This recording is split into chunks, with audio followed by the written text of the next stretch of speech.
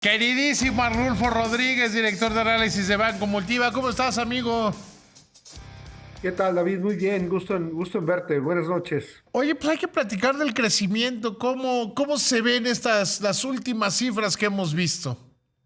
Sí, mira, está interesante porque, bueno, el INEGI ya dio la segunda estimación con una corrección a la baja del crecimiento económico en 2024.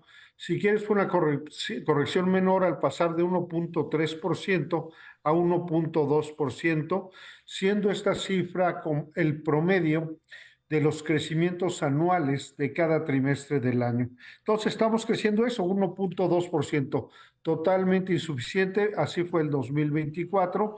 Y bueno, lo interesante quizás en la coyuntura es ver qué sectores se están ponderando más en este tema. Yo creo que antes de llegar a eso habría que destacar algo de una visión sexenal. Eh, ¿De acuerdo? Primero es el crecimiento más bajo en promedio anual desde Miguel de la Madrid. Alguien podrá decir, que yo creo que no vale, pero alguien podrá decir, bueno, es que hubo una pandemia. Sí, la pandemia fue en todo el mundo. Pero incluso si tú le quitas la pandemia, el crecimiento sigue siendo muy pobre y con otra, que el rebote fue pequeño y empezó a perder velocidad, o sea que no se mantuvo o creció la economía. Sí, bien, yo diría que podemos el sexenio pasado dividirlo en tres etapas. La primera, inicial, fue de caída del crecimiento por inhibición de la inversión extranjera tras la medida de cancelar el aeropuerto de Texcoco y toda la desconfianza que generó en el sector privado. O sea que arrancamos mal con el pie izquierdo. Y no veníamos de estar muy bien con el sexenio de Peña Nieto, pero bueno, arrancamos mal. Luego, efectivamente, llega un poquito antes de la mitad del sexenio el resbalón de la pandemia que, como bien dices, afectó a todo el mundo, pero que en México quizá tuvo, en términos económicos, un efecto más profundo, porque aquí el gobierno no dio ayudas ni a las empresas ni al empleo, simplemente mantuvo algo que después pagó buenos réditos, quizás hasta el día de hoy, mantuvo el equilibrio de las finanzas públicas. En otros países esta caída se atemperó por la acción del gobierno en términos de ayuda. Parte fue lo que le costó a Biden esos generosos subsidios que dio y ayudas directas, pues generaron la inflación que a la larga lo hicieron tan impopular. Y la tercera parte del sexenio pasado sí que hubo un levantón en la economía, en el crecimiento, andábamos con tasas de por ahí del 3, muy buenas tasas, del 3% anual en algunos trimestres, incluso en algunos 3,5%, pero fue inducido por un fuertísimo gasto en infraestructura del gobierno federal.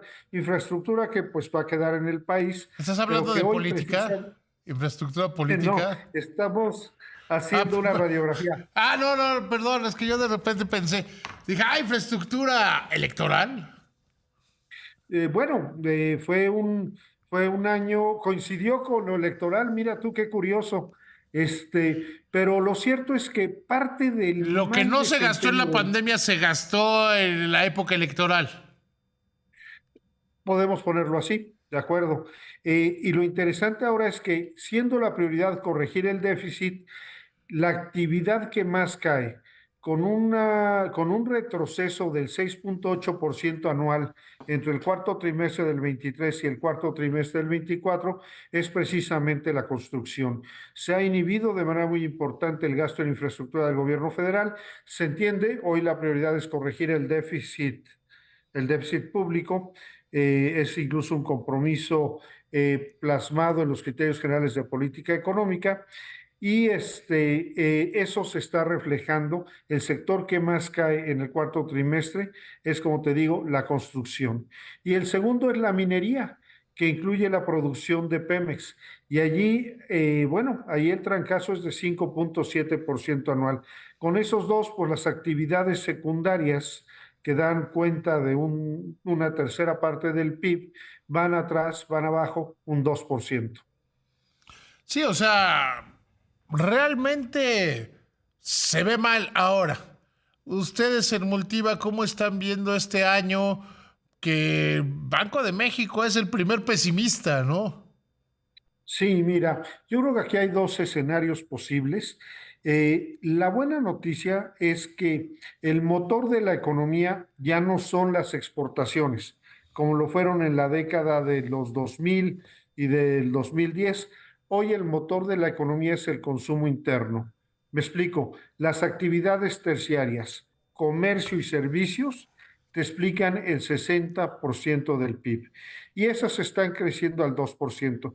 De ahí que con un número sobre las rodillas, la mayoría de las áreas de análisis hayan dicho, pues este año crecemos 1%, porque si el 60% del PIB está creciendo al 2%, bueno, pues aplicas la ponderación, debemos crecer por ahí de 1. Y el escenario, digamos, base con el que iniciamos el año, quizá con el que cerramos enero, era ese. Ahora Banco de México nos advierte de varios riesgos y es que efectivamente, en caso de imponerse los aranceles de Trump o de continuar la inhibición de la inversión, porque aquí hay algo importante, todas estas amenazas arancelarias están inhibiendo la inversión privada que genera empleos. De hecho, la creación de empleos se nos ha estancado. Pues menos empleo, menos gasto, ese 2,1% de la actividad terciaria se puede caer y yo creo que ahí estaríamos convergiendo. De hecho, ese es el pronóstico actual de Multiva, en línea con el Banco de México, a un 0,8%. Ahora, si además llega a entrar la enchilada completa, como solía decir Castañeda, al tema de migración, con los aranceles, pues entonces el crecimiento económico se puede ir hasta un 0,2%. Todavía no hablamos de recesión, pero pues es un crecimiento muy magro de la economía.